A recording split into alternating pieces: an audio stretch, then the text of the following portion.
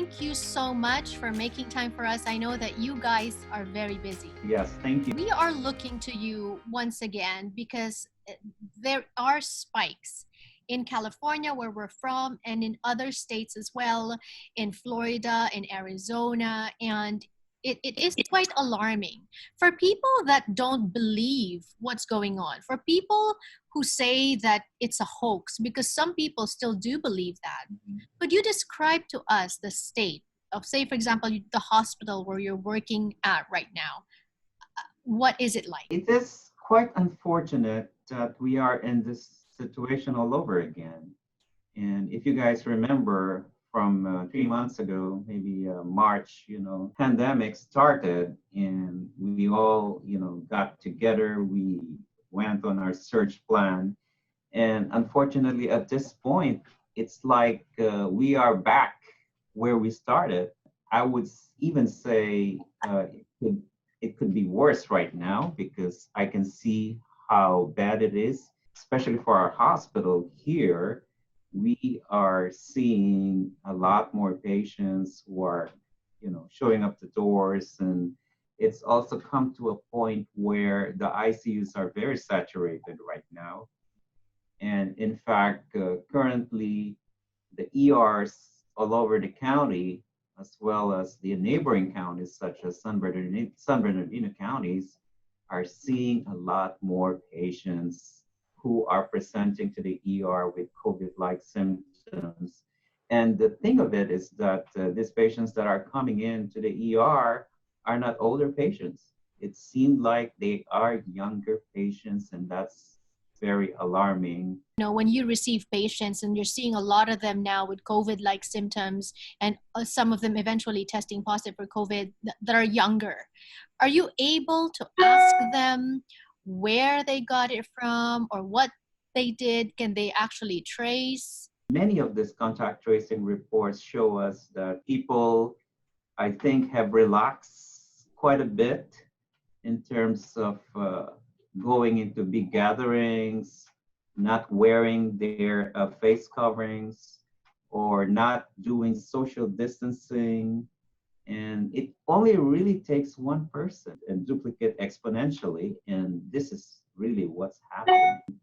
And we really need to make sure that we are prepared as nurses, because we're frontliners, to really be able to tackle this, life-threatening virus that we have before us. How long has this pandemic been going on? Months now. And they have been away from their family members, and they're scared to be with their family members. But again, you got to live, you got to work, right? That's why my heart goes out to a lot of the healthcare workers. They really deserve our everything, basically, because they're working so hard to save the patients. They're making a lot of these sacrifices, and oftentimes they are also falling victims to the pandemic, to the virus. And like you said, some of them are fatal. Not too long ago, we featured kanlungan.net, which is an online memorial for fallen for healthcare workers of Filipino ancestry who have fallen to COVID, and that's worldwide. But I know that everywhere the situation is the same, and that is the lack of protection for the nurses, the PPEs. Let's talk about that. How is that? How are your supplies? And as head of PNAA, Philippine Nurses Association in America, is SoCal chapter, are you hearing anything from your co-nurses about the PPE situation? Initially, there were pockets of, PPE shortages in many hospitals. And I think we have stepped up in terms of trying to make sure that our nurses are well equipped with the tools they need to be able to work with these patients. We look up to CDC for guidelines on the use of the PPEs, and every facility actually, we have what we call a search plan, and I know every facility has search plan, and we do everything we can to be able to get the equipment we need, such as the N95, the infamous N95, our face shields, our regular masks, our gloves, our gowns.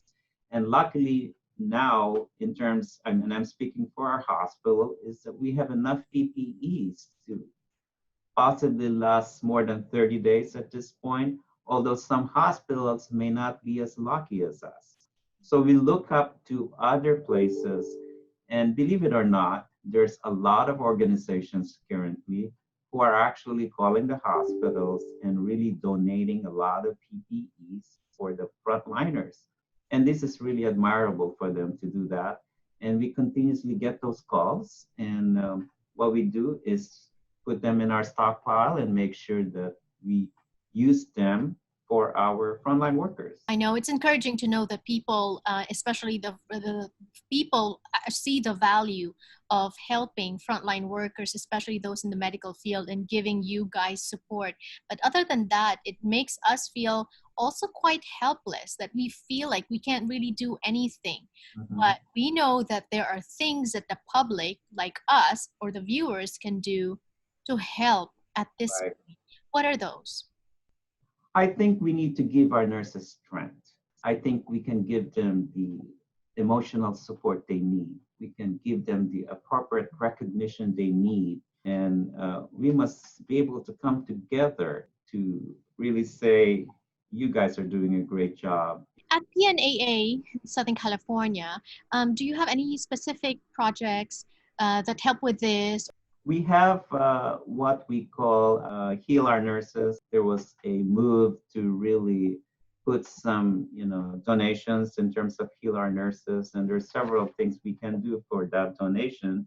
In fact, within a span of I think that was less than an hour, we were able to raise more than $20,000 just for that initiative, and so we will use that for maybe acquiring PPEs for some of our nurses in the areas where they need a lot of PPEs.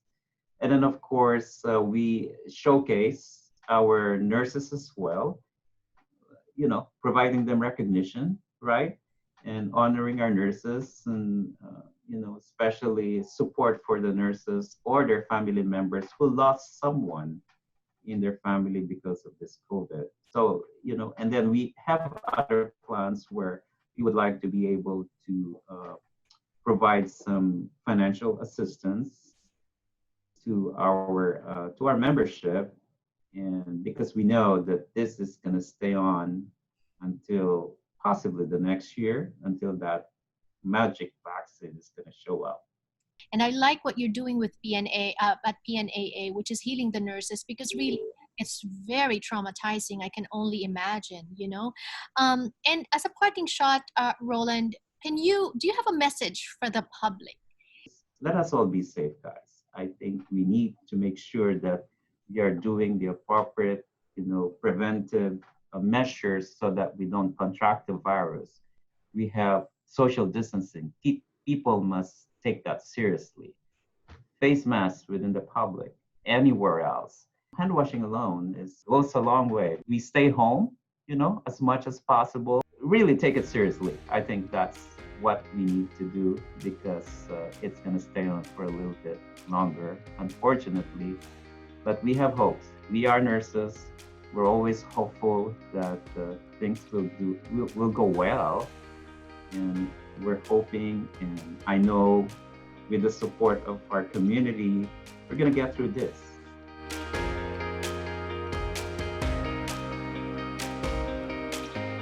I agree with Roland in saying that our nurses deserve a tribute. Our nurses deserve a morale boost. Our nurses deserve to know that we appreciate everything that they're doing, and that we support them, and that in any way we can, if there are concrete steps, to please support frontliners in your families, in your communities, in our society. And that is why I'm very, very grateful for Toyota for making sure that they are also supporting our frontliners, by supporting this segment that brings you the latest updates from the frontliners' perspective, also some of the tributes that we are giving them for all the sacrifices that they are making for their dedication to their job and their profession.